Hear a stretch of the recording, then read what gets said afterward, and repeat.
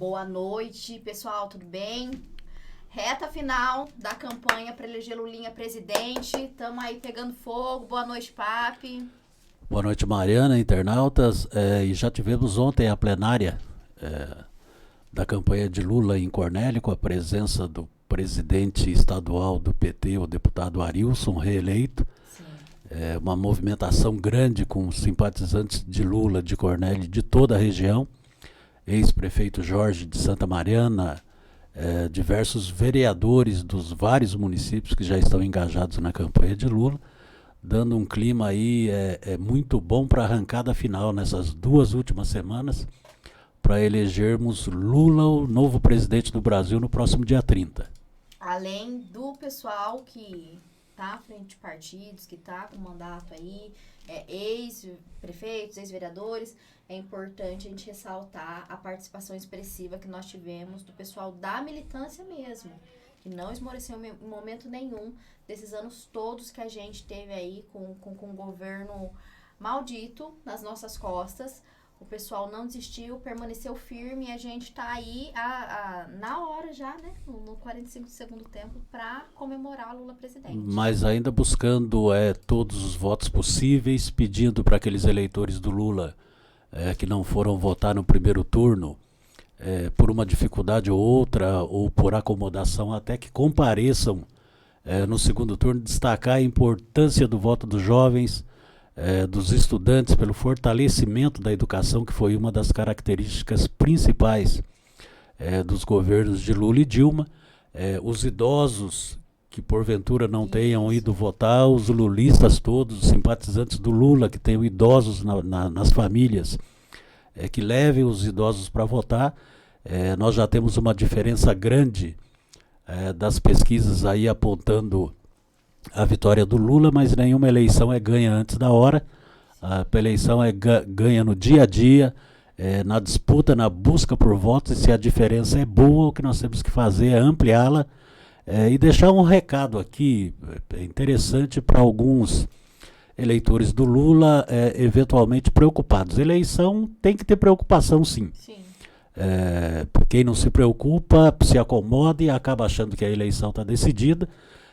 Nós temos plena confiança na vitória do Lula, mas é importante que as pessoas atentem bastante para o detalhe. No primeiro turno nós tivemos o presidente Lula vitorioso, com 48,5% dos votos válidos. O outro candidato teve 43 ponto alguma coisa. A diferença a favor do Lula no primeiro turno foi de 5 pontos, 6 milhões de votos. Todas as pesquisas, a pior delas, que já ocorreu agora no segundo turno, apontam o futuro presidente Lula com 6 pontos na frente. Quer dizer, nós fechamos o primeiro turno com 5, nós estamos já na metade do período aí de campanha eleitoral no segundo turno, com o ex-presidente Lula e futuro presidente pontuando com 6 pontos. Quer dizer, nós crescemos 1 ponto entre o primeiro e o segundo turno, e nós temos que ampliar essa diferença agora no segundo. Eu vou deixar, então, aqui aproveitando, uma dica do que nós tivemos lá no momento de conversa, que é passar para o pessoal que está aqui acompanhando, que está também nessa frente de luta democrática. Não tente virar voto bolsonarista. Se numa altura dessa, a gente tem, depois de tudo que aconteceu, quem ainda apoie e quem ainda vote, não tem nada que a gente possa argumentar que vá fazer essa pessoa mudar de ideia. Então, só vai criar desgaste. Assim, joga alguns materiais, por exemplo, Bolsonaro assediando sexualmente menina de 14 anos de idade, envolvido com pedofilia no seu governo, ele próprio. Só joga isso. Agora, entrar pro embate direto, tentar argumentar direto com essas pessoas é desnecessário. Foca naquelas pessoas, principalmente que não foram votar, que votaram no Ciro, que votaram na Tebet. Estabeleça uma linha de diálogo com essas pessoas. Tentem argumentar para elas e mostrar, principalmente para quem tem aí mais de 30 anos, mais de 20 anos até, como era a sua vida antes, num governo de esquerda, e como está a sua vida agora, né? Então, argumente aí com ela para não gerar desgaste e a gente conseguir ser efetivo nessa questão do virar-voto. Porque ficar dando murro em ponta de faca numa altura dessa do campeonato só vai criar desgaste mesmo.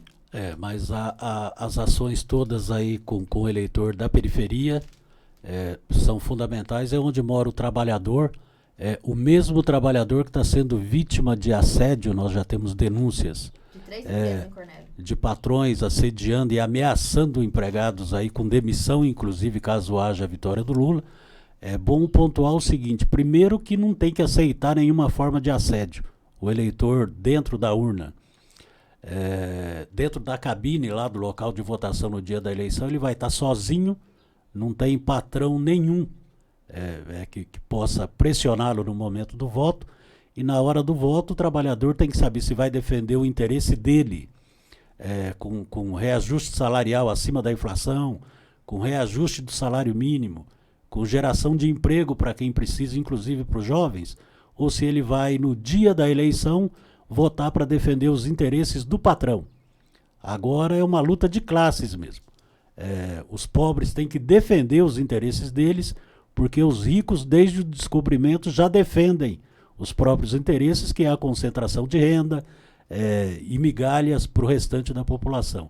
Então não aceitem e denunciem toda forma de pressão, porque o que o patrão normalmente tem é ódio da CLT, é ódio das leis de proteção ao trabalhador.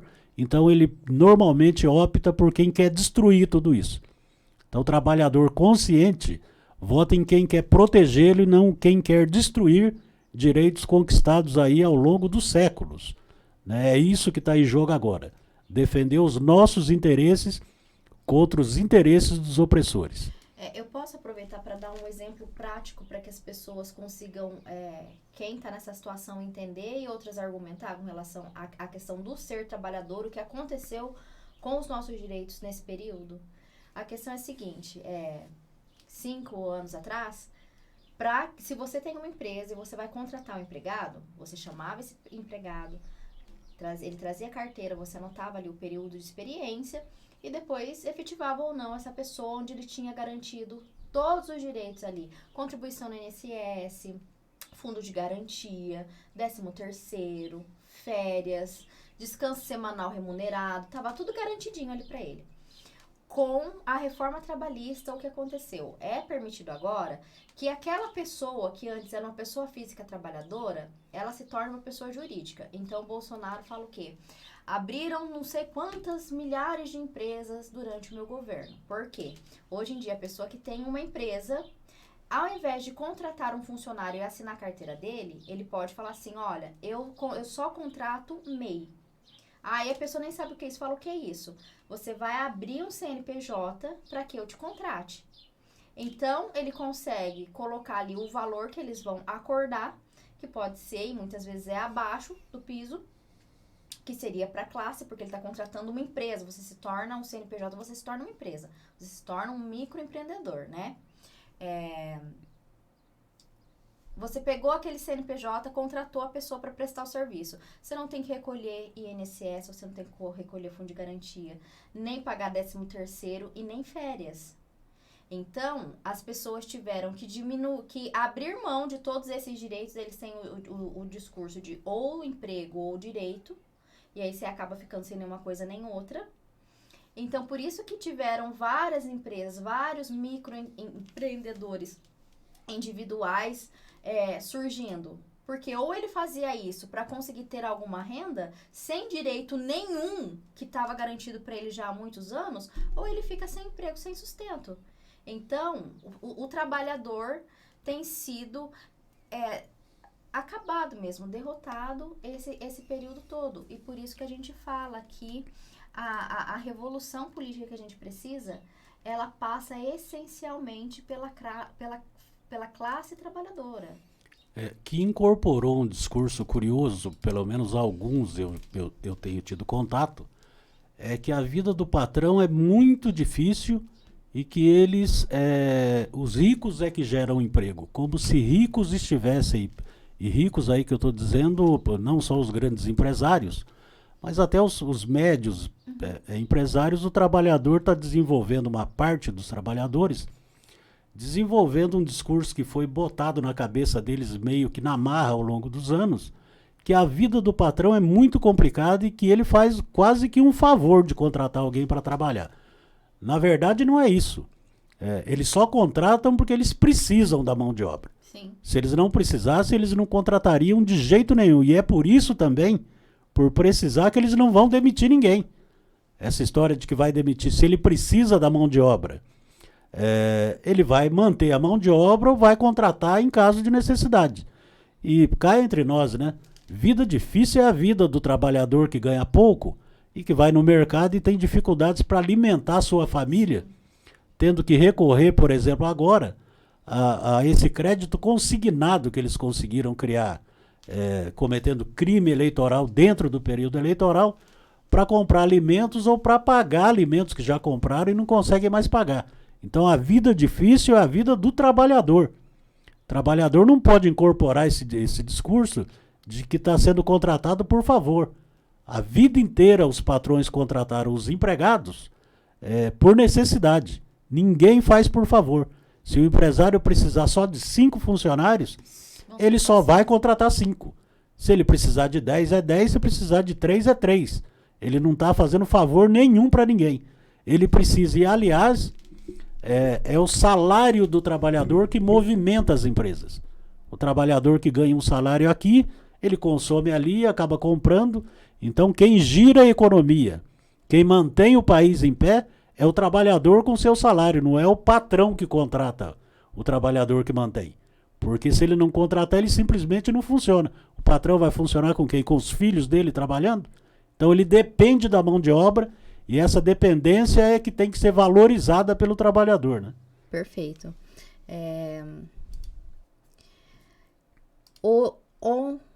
Quinta-feira, agora, nós teremos o presidente estadual do PT conosco, aqui na TV Quarto Poder, Arilson Chiorato, vai estar aqui com a gente, para dar justamente orientações para essa reta de chegada, né, Papi?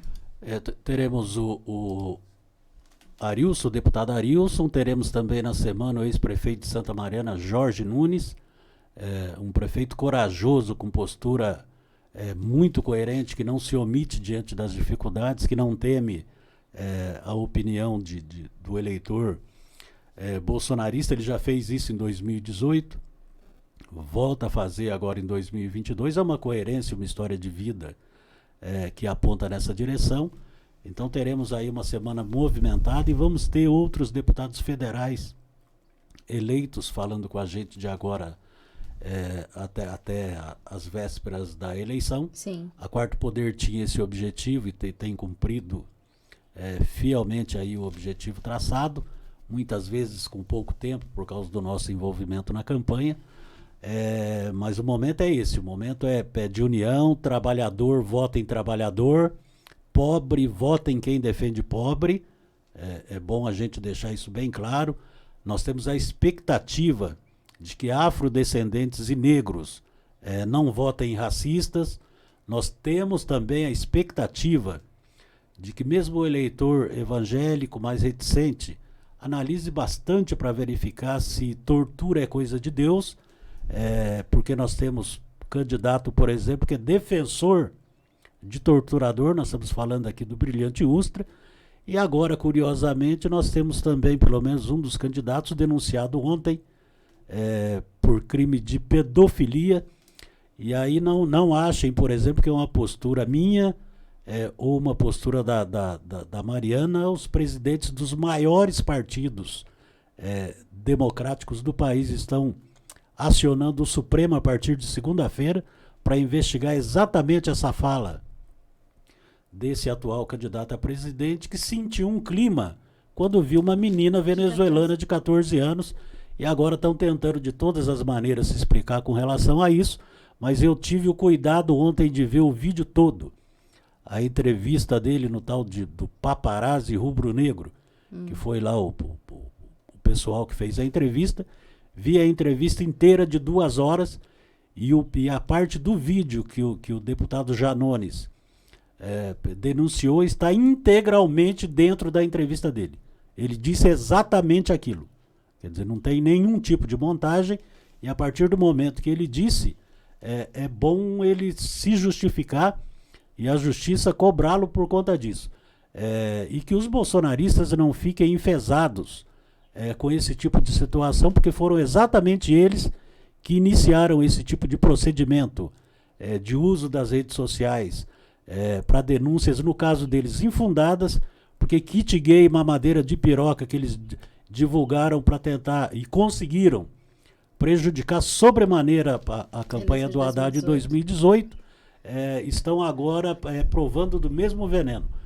No boxe, por exemplo, filha, eles explicavam que o bom boxeador é aquele que bate, mas que também sabe apanhar.